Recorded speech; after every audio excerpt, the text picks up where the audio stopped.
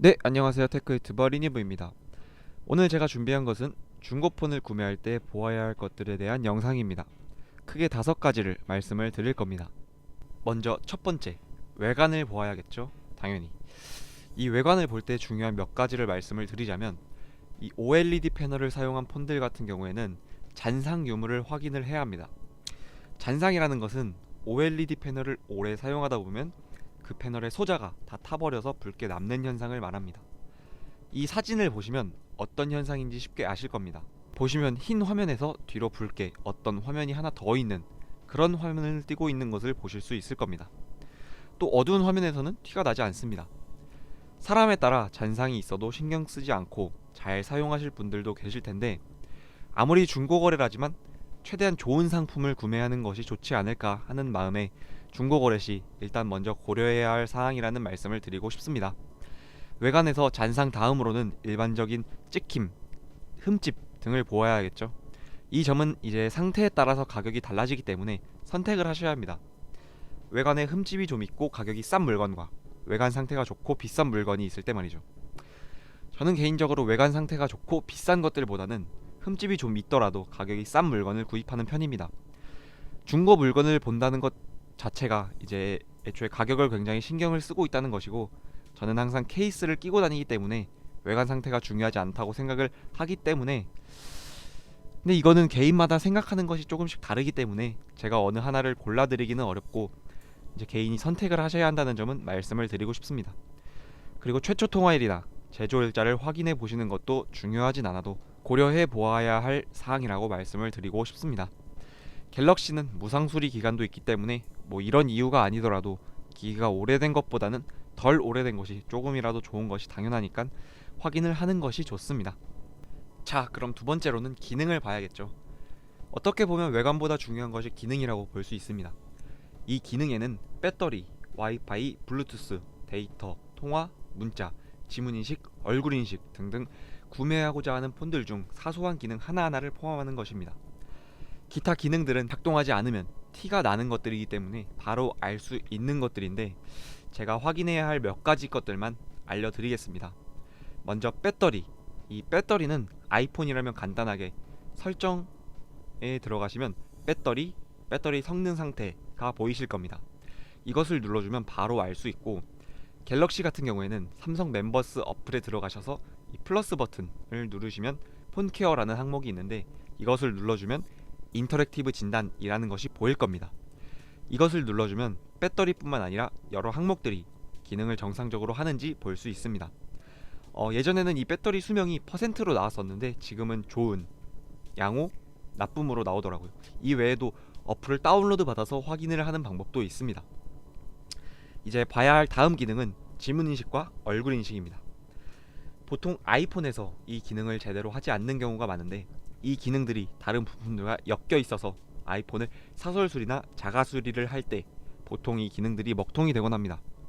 따라서 이 기능들이 되지 않는다고 하면 사설수리를 먼저 의심해 봐야 하고, 사설수리를 했다면 정품보다 품질이 차이가 있을 것이고 고장률도 차이가 있고 방수, 방진도 제대로 작동할지 알 수 없기 때문에 감안을 하시고 구매를 하셔야 합니다. 자, 세 번째로는 구성품을 봐야 합니다. 구성품은 뭐 다다익선이라고 볼 수 있습니다. 뭐라도 많이 있으면 좋겠죠. 그런데 이제 그 중에서도 충전기, 이 충전기만 있냐 없냐를 보시면 될 것 같습니다. 이게 왜 그러냐면, 아이폰 같은 경우에는 꼭 이 인증을 받은, 그러니까 이제 대충 비싸게 주고 정품을 구매해야지만 고속 충전이 되고, 갤럭시도 이제 갤럭시 노트 10부터 들어간 25W 충전기가 기본 구성품에 포함이 되기 때문에 뭐 구성품을 잘 보시고 구매를 하시는 것이 좋을 것 같습니다. 다음 네 번째는 가격을 한번 살펴보아야 할 것 같습니다. 제가 아까도 말씀을 드렸던 것처럼 중고 제품을 고려한다는 것은 가격을 굉장히 신경을 쓰고 있다는 것이겠죠. 물론 그 중에서도 가격보다 상태를 신경을 쓰시는 분들도 계실 겁니다.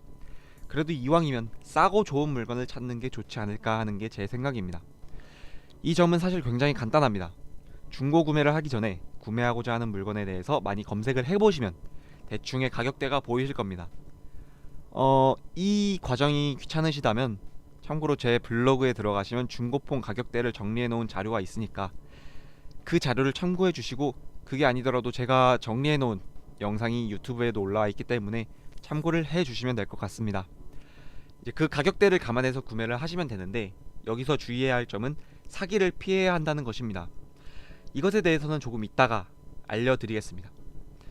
그리고 거래를 하실 때 만약 택배 거래를 하신다면 이 택배비에 대해서도 감안을 하셔야 합니다. 개인 간의 거래다 보니까 택배비가 항상 같지 않습니다. 이용하시는 택배 종류에 따라서도 택배가 달라지고, 어떤 택배는 물건 값이 일정 이상이면 택배비를 추가로 지급을 해야 할 경우도 있어서 잘 살펴보아야 한다고 말씀을 드리고 싶습니다. 마지막으로 사기당하지 않는 것이 가장 중요합니다. 제가 이 부분은 따로 영상으로 찍어서 올릴 예정이긴 한데 간단하게 말씀을 드리겠습니다. 일단 가격대가 너무 싼 것은 의심을 한번 해보아야 합니다. 아무 이유 없이 가격이 싸다면 기기에 보이지 않는 문제가 있거나 사기일 가능성이 높기 때문입니다.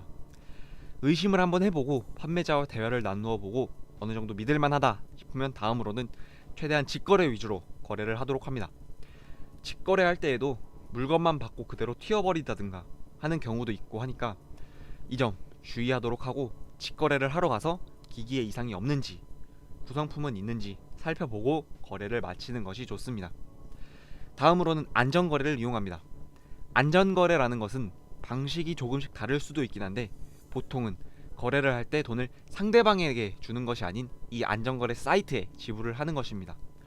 구매자는 물건을 받고 물건에 이상이 없다 하면 그때 확인을 눌러주면 그 안전거래 사이트에서 판매자에게 돈을 주는 방식이죠. 이 방법은 보통 수수료가 붙는다는 점을 감안을 하셔야 합니다. 참고로 안전거래를 할 때 외부 링크를 통한 안전거래는 99% 사기라고 생각하셔야 합니다.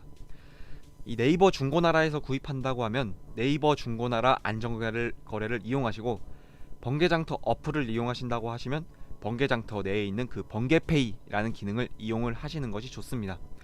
이 외의 기능을 강요한다면 거의 무조건 사기라고 보시면 됩니다.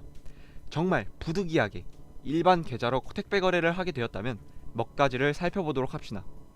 먼저 판매자의 판매 내역 그리고 계좌 검색 기능을 이용하여 그 판매자가 판매 내역이 많고 주기적으로 판매를 했다 하면 어느 정도 믿을만하고, 계좌 검색은 사이버 경찰청이나 더치트 어플에서 검색을 해보시면 간편하게 조회해 볼 수 있습니다.